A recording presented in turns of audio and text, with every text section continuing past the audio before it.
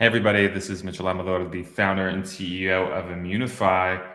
Welcome back to the Immunefi Show, where we're talking about whatever is really captivating our interest on the security front. Today we have Taylor, who has done all sorts of interesting things in the space. I think a lot of you guys already know her, but she'll share more of her background in a minute. And she is going to be sharing with us why we should be terrified. Why we should be terrified about the future of social engineering, especially as it pertains to this drift hack. What exactly happened there? What were all the things that went wrong? What are the lessons we can learn? And why, no matter what we learn from this, we should still be afraid in some capacity. So, no pressure, Tay. Expectations set. Why don't you start with a little bit about who you are and your legendary history in the space and all the cool stuff that you've been doing over the years? Yeah. So I'm Taylor Monahan.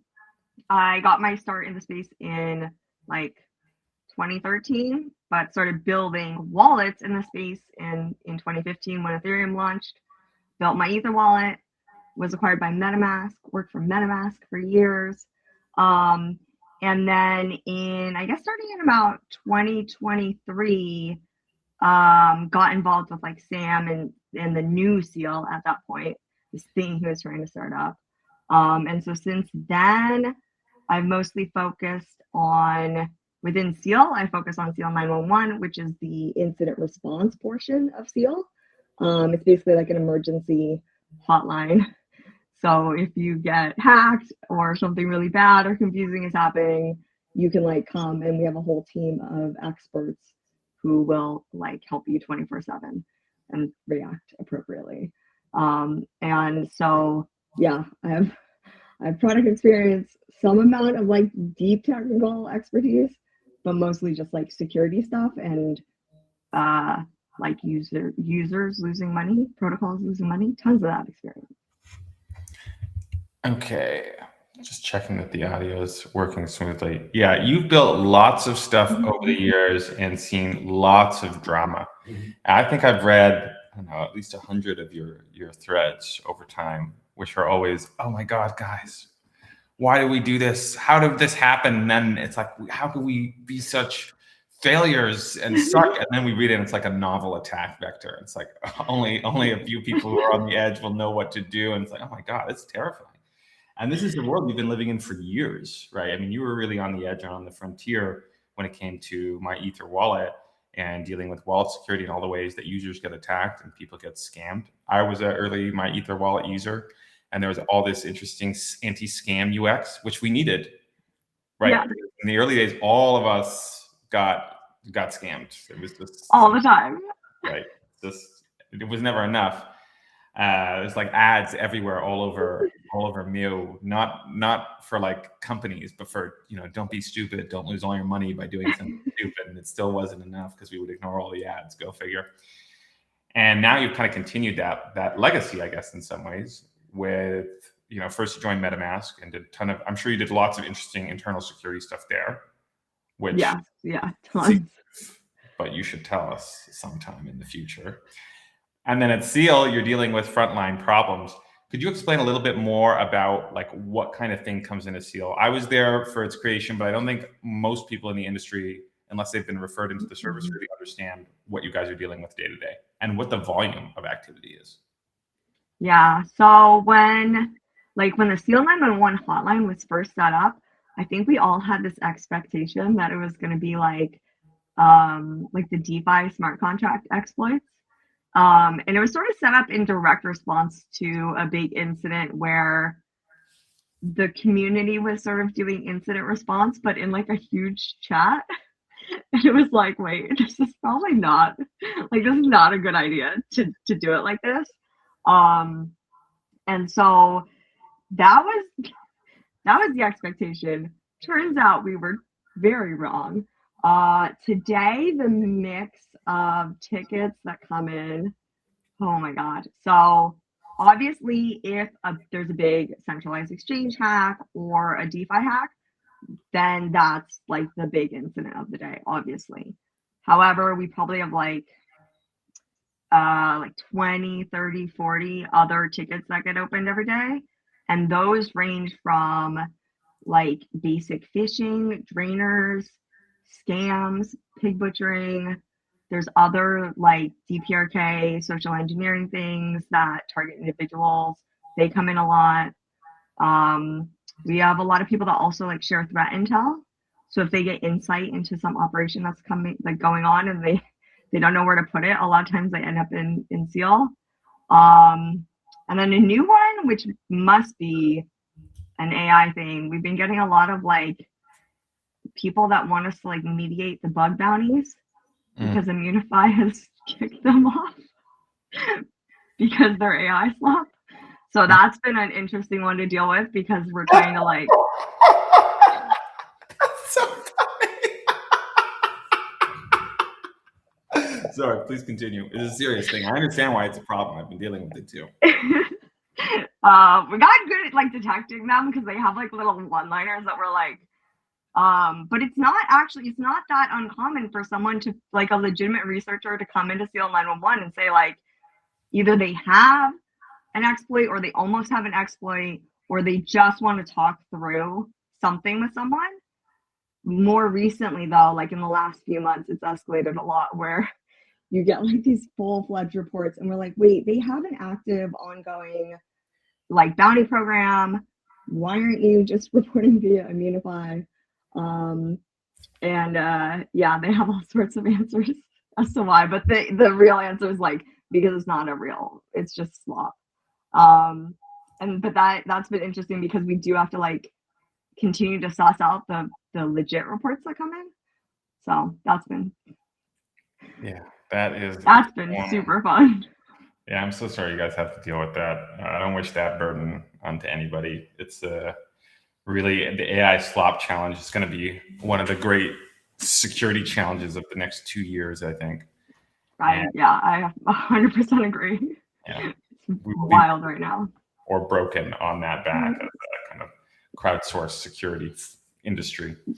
But as exciting as all these things are, and I think there's multiple stories in the sagas to unfold there, you know, the SEAL 9/11's best instance, MetaMask journeys, fighting the slop war in the trenches. But today we want to talk about something different because it's actually a really important event that you have some unique insights into, which is this very unfortunate drift protocol hack, which happened on April Fool's Day, oddly enough, but it wasn't a very funny joke.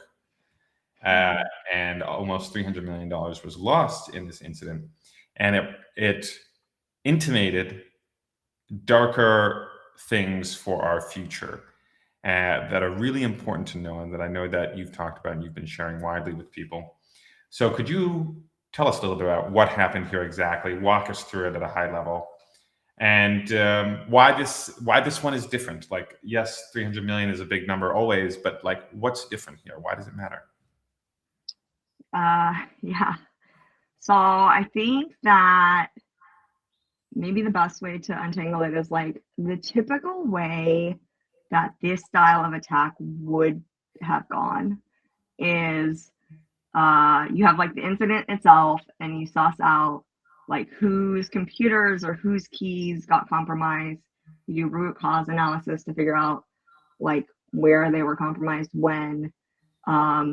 And then you kind of trace back and you're like, oh yeah, so the dude on LinkedIn sent a message with malware and that was the end of that. And I've done countless of these, countless big hacks, small hacks. This is like that's like the basic journey, right? The malware changes, the actors change, but like that's basically it. That's kind of what I was expecting here. I was expecting it to be maybe a bit more sophisticated, just given the size and given that it wasn't like immediately clear what had happened. There were a couple differences with this attack. The first being that typically with like a key compromise, the money just goes. Like they just steal the money. I'm sure you guys are aware of this. If you get the private keys, you can just steal the money. Obviously, in this case, the team did claim that they were all using hardware wallets. It was reasonable, like, to believe them because it didn't seem like the keys were actually compromised. Pretty quickly, it came out that there was some like pre-exploit behavior that kind of showed that the attackers had been like setting this attack up for some time. And then eventually it was discovered that, and this was like a new concept to me, on Solana, they have this thing called a durable nonce, which I'm not, that's been a whole journey. But basically what a durable nonce is that typically with a Solana transaction, you basically just have to like sign it, like the end, right? And it's a very short-lived sort of thing. Because I guess there's some legitimate circumstances where you want to be able to sign something and like a period of time to pass before you execute that signature. They created these things called durable nonces. And so you can basically sign in a certain way where it sort of, it's not like the perfectly normal flow. It goes through this other little flow. And you can sign it, and then that can be used later on as part of the transaction.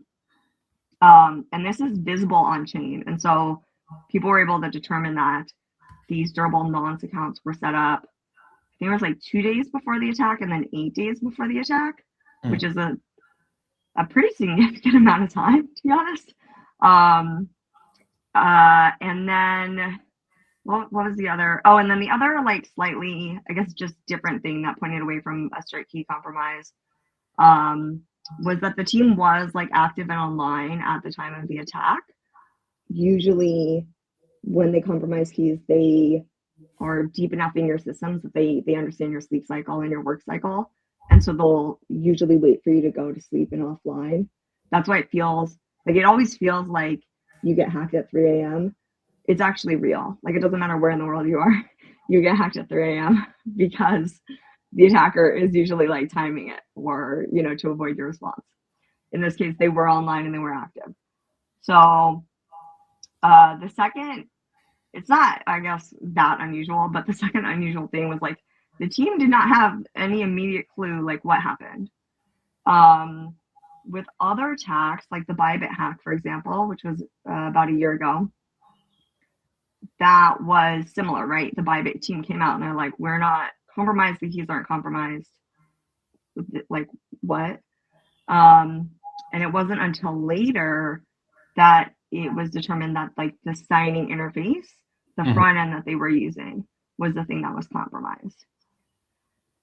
So obviously during this incident, that's like a big question, right? It's like, so did someone manage to hack multiple signers, or did someone hack the signing interface to get multiple signers?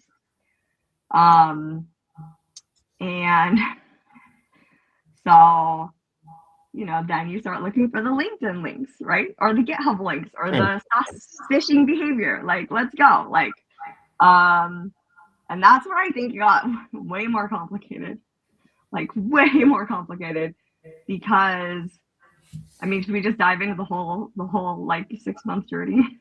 Yeah. And let's contextualize. So, summarizing up to this point, bunch of anomalies with this hack. Squad's team is online. They have this weird durable nonce, these two compromised transactions that end up stealing all the money. And then instead of just finding something boring and typical and there being very, very clear logic, when you are looking back into the history, you end up finding a real rabbit hole of activity. In addition to just the weirdness of the 2 and 8 days in advance of the attack, you end up finding a ton of stuff. Yeah. Okay. Yeah. It's a gripping story. Let's go. Yeah. And so for context, one thing that we do, okay, so computer forensics, with an incident like this, you're going to have computer forensics, but it takes time.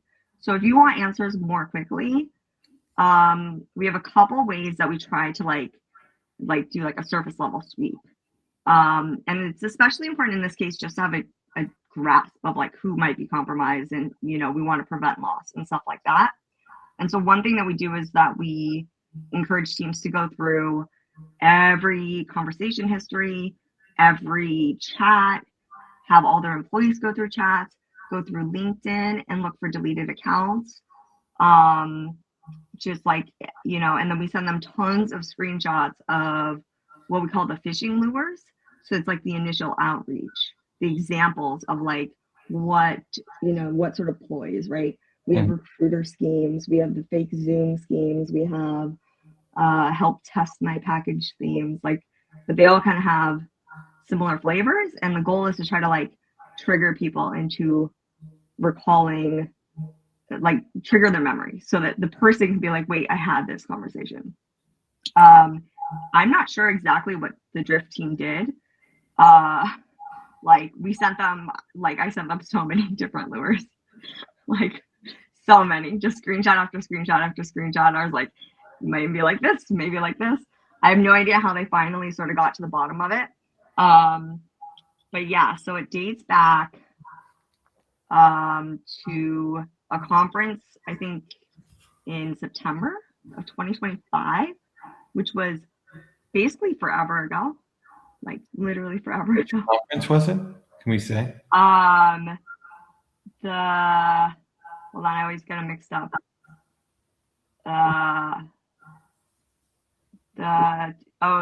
Token 2049. 2029 Singapore? Yeah. Oh shoot, that was like the biggest event of the year. Yeah, everyone was there. Yeah. So, and there was like, by the way, like there was different conferences and stuff. I was not there. I was there. Because it's such a you could have met these guys, bro. Like, this is why this scares me. Okay, so, and look, we're talking about drift specifically here, but like this is a totally normal interaction for literally everyone in crypto. Okay, if you're running a protocol or anything in this space, going to the biggest conferences is a normal experience. What happens next? Also, totally normal. They're at their booth. These people like introduce themselves, like 100 different people introduce themselves, right? These specific people, I guess, introduce themselves as like, I don't know, traders, trading firms. I don't really know this world. I guess this is totally normal. I just don't know the trading world side of it, but I used to do this if I was like working the MetaMask booth, right? Like people that want to integrate, people that have synergies, they come up and they talk to you. And so it was like one of those interactions. I guess there were synergies because they set up a group chat on Telegram, as you do, right? Totally normal. And they sort of like shared more information about themselves. They introduced them to like the other guys that weren't necessarily at the conference. And then over the course of the next, September, October, November, December, 4 months, 5 months, they basically had conversations, like normal conversations. What they were working on, what Drift was working on, whatever, trading strategy things, money things. And then I think in like December, January is when the conversation started to escalate in the sense that they wanted to set up a Drift vault, which is Drift is a platform and they have like sort of their own vaults, so to speak, but other like third parties can set up their own vaults. And so these other vaults are like you could go set up, like you literally, Mitchell, you could go set up a vault with your own strategy for your trading things.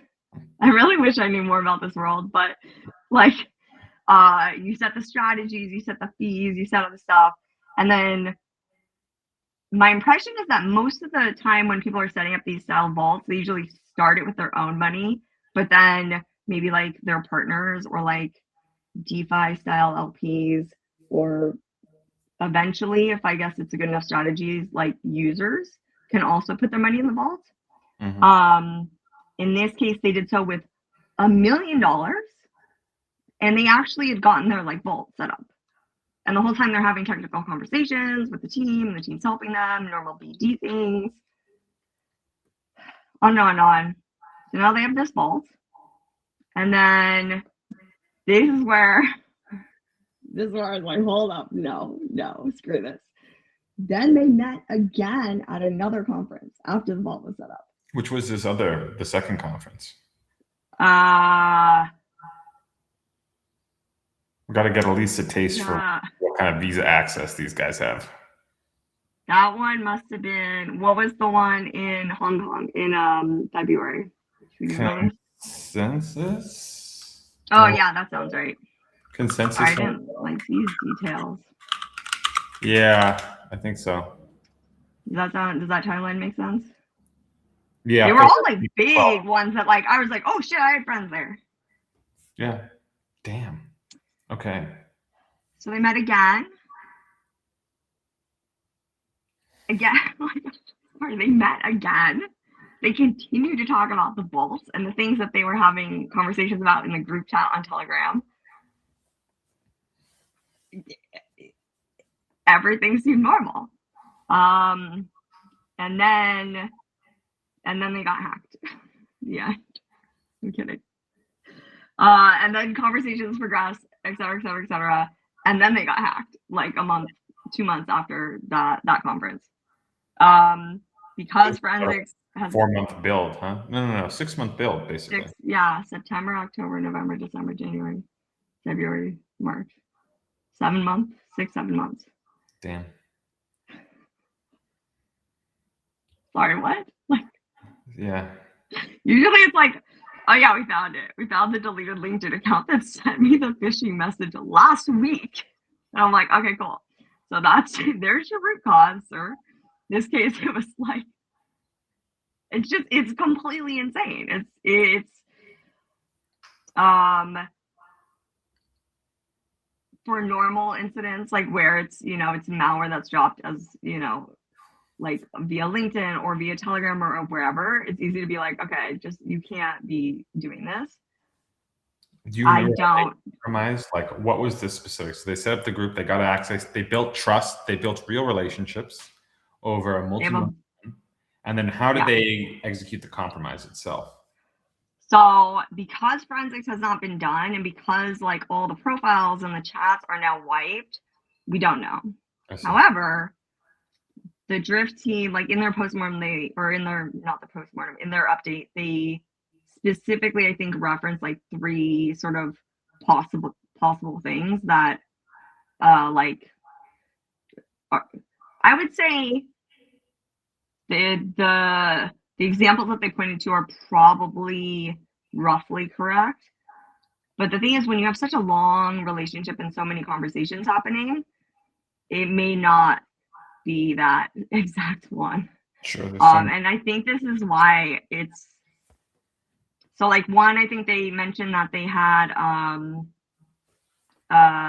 like these trading guys had shared like a repo, like a GitHub repo, a project that they were working on, kind of under the guise of like getting feedback or advice or whatever. The other one that they mentioned was that they were sharing test flight links to this application that they were building. We know that in like December, January was a really prolific time for the VS Code cursor. I wouldn't call it like a 0 day because it was like known behavior, but it was like a very bad pattern. Essentially, if you opened a repo that had like a config file in it, the config file could set a parameter that was like folder on folder open or run on folder open, and then just like raw code. So it could run like npm start, but it could also like run like a bash command or whatever. And we know that, the associated DPRK actors were using this as like an infection method during this same period of time. So it might be that. I see, but we're not sure which. It's kind of an open question. There are multiple viable attack vectors here, and they could have been clever and done something new or novel that is yet unforeseen, because evidently these people are willing to spend 7 months and at least $1 million investing into their attacks. Like they are serious, prepared. What's the term? Well considered. That's not the right it. Premeditating actors about how they are doing everything here. Yeah, and that's what makes it scary, is that you can't just say, don't click GitHub links from Telegram, people. Like, it just doesn't work. Like, these are not random. This isn't a stranger that pops up and drops a link on you. These are people that you like met, and they like want to share their work, and like then you give them feedback. Like, this is, I don't know. I don't see any universe where you're you can validating rely. all of us paranoiacs. So, oddly enough, for those of you guys who are curious, wrench attacks are a real thing. These types of hacks are terrifying. But the security community has probably been like overdialed in a lot of ways. Like this right back in mid 2015s of all these people splitting up their keys manually and burying everything in the yard and being like, no, I know how to breach my own system. And like really going all the way. And then that had persisted for a long time in the most, autiste ways imaginable. And I was in that category too. So I'm no exception to that kind of activity. And I think we overdialed on a lot of that. And that's why you get the $5 wrench attack concept, right? Because you have your great system, but the guy only needs $5 of wrench. Maybe you're not thinking about it properly. But this is different. Like all of that paranoia was kind of justified for moments like this. Like you really need your tinfoil hat on to survive in a world where this type of attack is something that needs to be part of your normal threat model. Yeah, exactly. And I think that there's like a certain amount of like phishing and just education that if you do it enough, you do it consistently, people will learn and will be able to like avoid the normal sort of phishing, the sort of normal social engineering that we see. I don't see any universe where any amount of training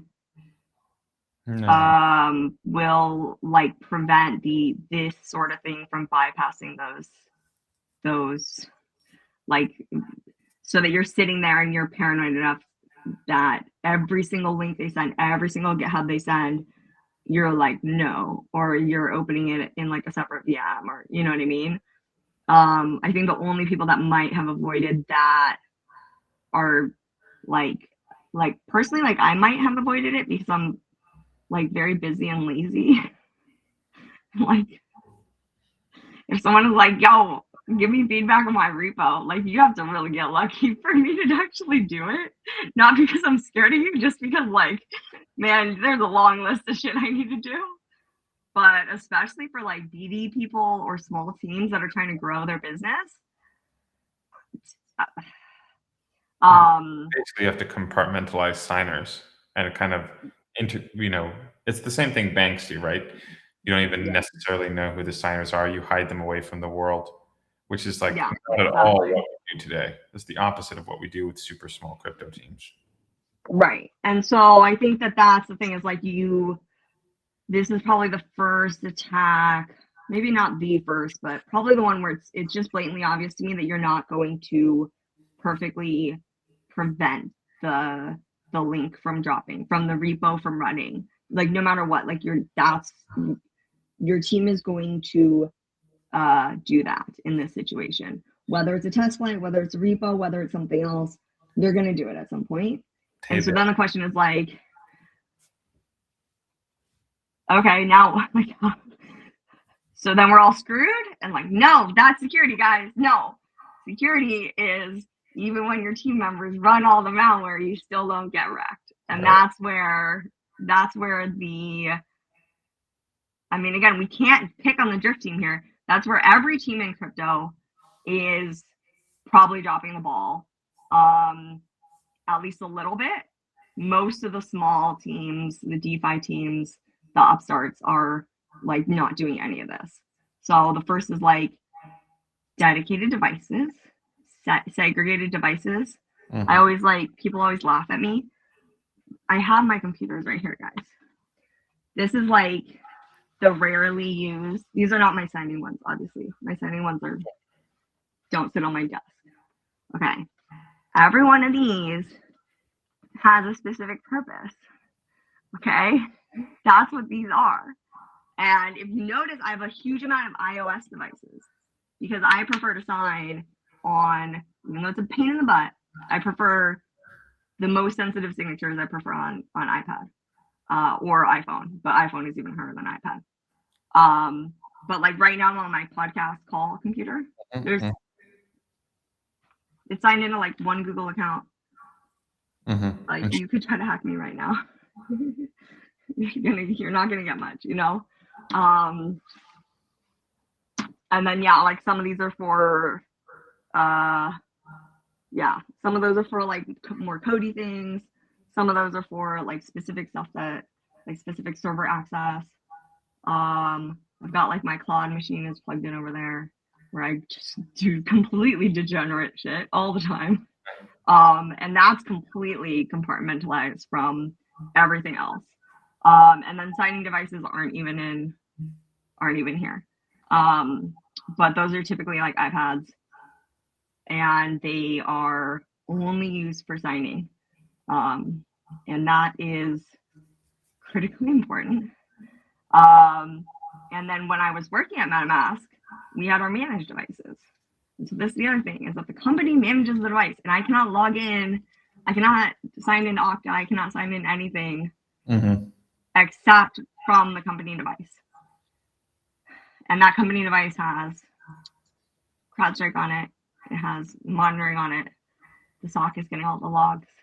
This is what companies need to do, right? Because if let's say if I were to get malware, right? If I were to run some malware on my company device, the SOC would know immediately. They would I would light up like a Christmas tree, and then they would immediately like automatically revoke my critical access, and then talk to me, and then confirm that I indeed ran malware. And then they, in this case, just because stuff is sensitive, they would just send me a new device and take my device, and then go do whatever they wanted, right? And once I was on a fresh device, they would re-enable my access, so to speak, right? That would have saved the Drift team, but also like nearly every other team in the space. Yeah, I mean, that's already a high bar. Someone always watching things, checking it out. I don't think most teams even do device management, quite frankly.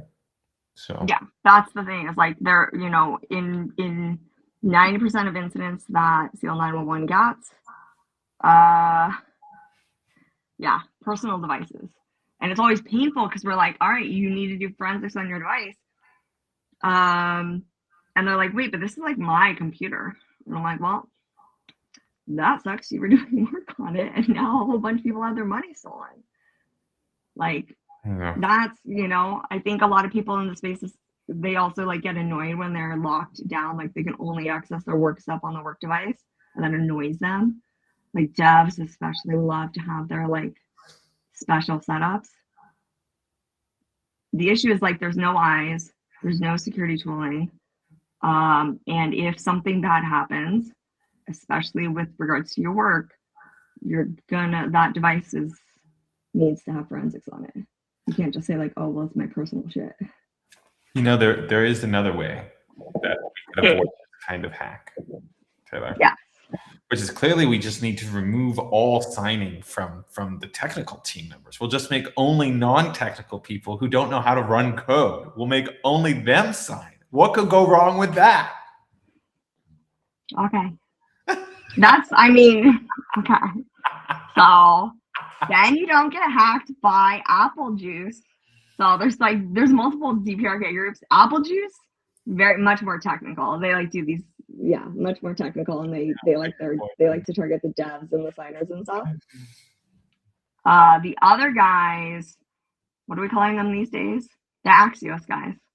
It's Blue Noroff, UNC 1069. They have all these names.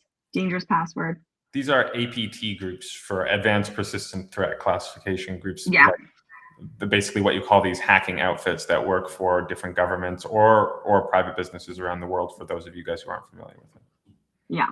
So Apple Juice usually targets back-end guys, systems, DevOps, signers.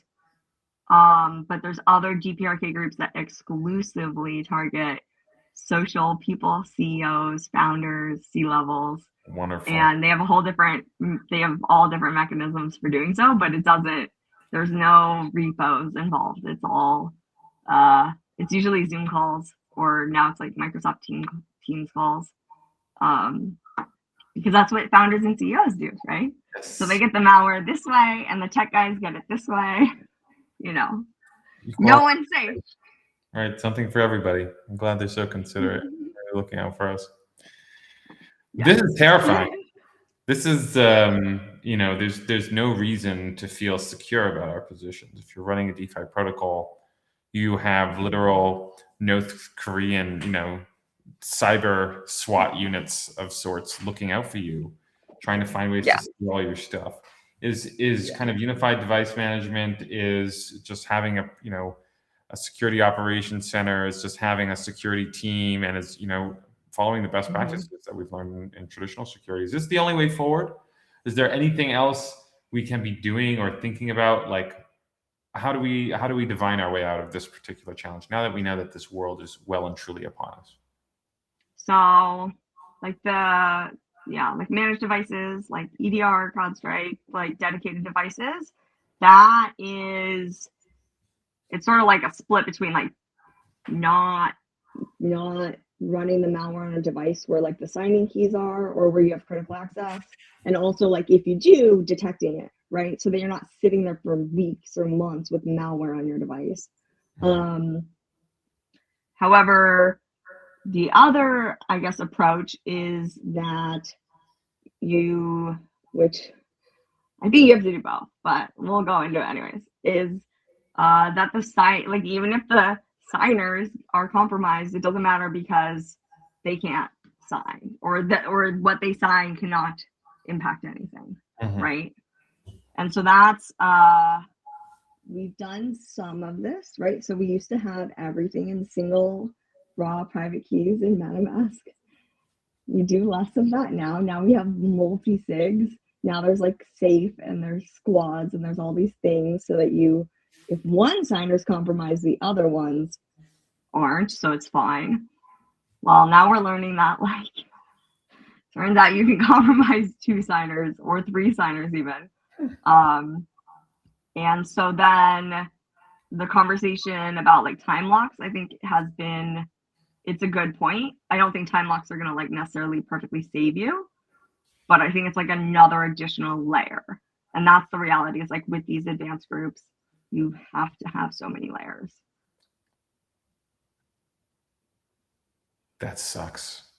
Having said that, I'm not saying don't do it. I mean, those of you who read what I'm all about the defense in depth approach, and I think that's what brought us a lot of victories, especially looking at protocol security and code security, and basically a lot of victories there come from an increasing amount of layers that are working at the stack that we're just learning those lessons of.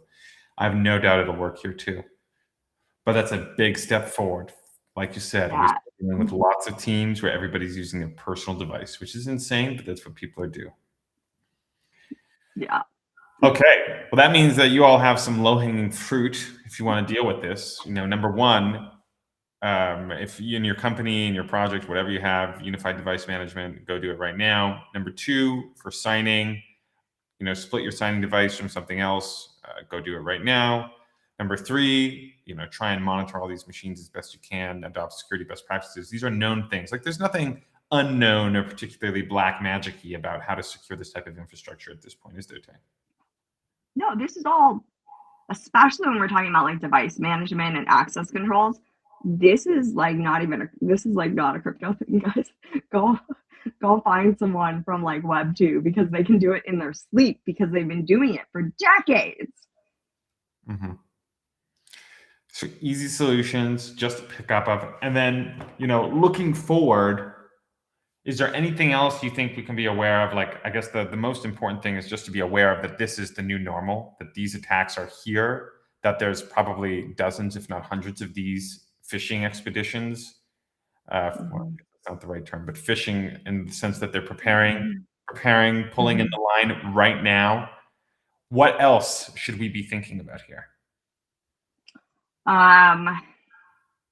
So there were some specific, this is like pretty specific for Drift incident, but I just think these are things that like, again, I don't have faith that everyone's going to like run around at every conference and be super paranoid. Like, let's accept that your BD people, your CEOs, your founders, your small teams, they're going to go to conferences, they're going to have conversations, and they're going to meet people on Telegram.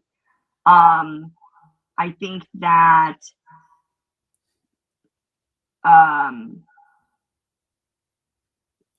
even though you've met them and even though you trust them in certain cases, still remaining, I guess, like a bit skeptical and a bit maybe like entitled or like, I don't know the right word, but it's like, I feel like so often there's like a desire to please the person on the other end of this conversation. And so when that person is asking you to do something and it's like following up about it and it's like pinging you and it's like, oh gosh, I have this thing, please help me. It's not the same sort of urgency or FOMO that we're used to, right? It's not that same like thing that a lot of us have been trained to detect, right? Like, get your airdrop right now. If you don't do it right now, you're going to lose the chance. Click it, click it, click it, right? It's not that same thing, but it's actually triggering the same sort of like brain chemistry or whatever, right? It's that same urgency. And so you kind of drop your guard a little bit, but it's also in like a sort of like a, again, it's not a greedy way, right? Like the get your airdrop one is it's triggering your greed and your like FOMO response. This is more like they're triggering you to like be super helpful right now. And I think people like to be helpful. I also think that a lot of times people would rather not be helpful. And I think people should feel entitled to say no, right? Like say no to these people. And perhaps communicate, you know, when you, especially if you have like, if you have teams that are really pushy and like pushing a bunch of links and stuff on you, to communicate with your other team members and be like, you know, just a bit more skeptical. You don't know what's on the other end of the line. In this case, obviously, it seems like all the actors involved were like, there were no accounts that were compromised, right? Like the people involved in the scheme were on their accounts. In a lot of cases, though, the Telegram accounts do get compromised. And then, like, what typically happens, like, you meet someone at a conference, you connect once, and then they pop back up later, but that account is now compromised. Yeah. And so I think it's, like, a good thing to remember that, like, anyone asking to, like, do something, you know, you have the right to protect yourself, to say no to things, to just, like, ghost people. You absolutely have that right. You also have that right to be like, yo, can you verify? Like, can you DM me on Twitter? Can you email me? Can you whatever, before you click that link, before you even think about having a conversation with them. So I don't, it's like, it's pretty niche though. I don't think it's gonna work, but like, also it just helps your mental health. Listening to some of these tales, I'm like, you guys live a wild life where I completely understand. The world is a crazy place, Taylor. Security people. Mitchell, though, do you do this? Do you sit there and accept any DM that comes at you and then they're like, help me do this thing? And you're like, okay, all right, I'm here for you. Do you do it? Well, for starters, and this will be, we'll open the kimono a bit about, you know, Immunefi life, so to speak. But I get messages every single day from people, usually ask me to help them with reports or seeing if I can, you know, solve their problem in a mediation case, or more likely getting slop and asking for special treatment in some way. And so I have to handle that. That means I have real incoming customers that feel like they need help and that they want to, you know, they're asking the CEO directly if they can do that, and they don't have other options and they don't know how to deal with that world. And that means I have illegitimate people who are slopping me constantly. And then I also have North Koreans who are literally always trying to poke at my stuff and finding new and creative ways to do that. And that's like a never ending thing we always had from the beginning. So I have every flavor of incoming demand. I've become extremely friendly with the block button. That is my kind of default thing. If I get a message from anybody, I don't know, I'm going to hit block. If it's important and they're good, usually it'll surface up to me. It's kind of like the email deletion rule. If the email was important, they'll send it again. If the message was important, someone will complain to me. as you have done in some cases, right? And sometimes that's rough. But usually that rule works for dealing with the volume of stuff. Like if it's important, someone will find a way to get in touch. Yeah. Or they'll send it on Twitter as well as Telegram, or they'll send an email too. Like I'll have multiple touch points. So I do that. And then when it comes to getting in touch with people, obviously segregating accounts is absolutely critical for dealing with this kind of stuff. Segregating devices is also absolutely critical for dealing with contact. I still have to go and talk to people. I meet lots of people at conferences. I'm 100% sure. Well, I know for a fact I've met all sorts of strange characters at crypto conferences, but I'm 100% sure I've met various hacking outfits. And some I definitely know, right? Like the detail, you kind of learn it. And then some I suspect, but like you just meet so many people. After you meet thousands of people, how can that not happen to you if you're a known entity? So it's inevitable. I try to be very careful. Someone sends me a link, unless I know them, unless I trust them, I don't touch it. Someone says they want to do a meeting. I say, look, I only do my stuff. Sorry, security policy, whitelisted applications only, and they're only the applications that I use. And this is how it's got to be. No exceptions to that rule. Code stuff in general, like, hey, look, you go talk to my colleagues about that. I'm not running anything on my machines unless it's mine in some way. Like otherwise I don't have conviction, and I'm not sophisticated enough about a lot of these types of attack vectors to know how to deal with it. You just kind of go to a rule of not trusting things by default, and then spreading that level of paranoia across all of your assets and all of your social touch points as much as you can.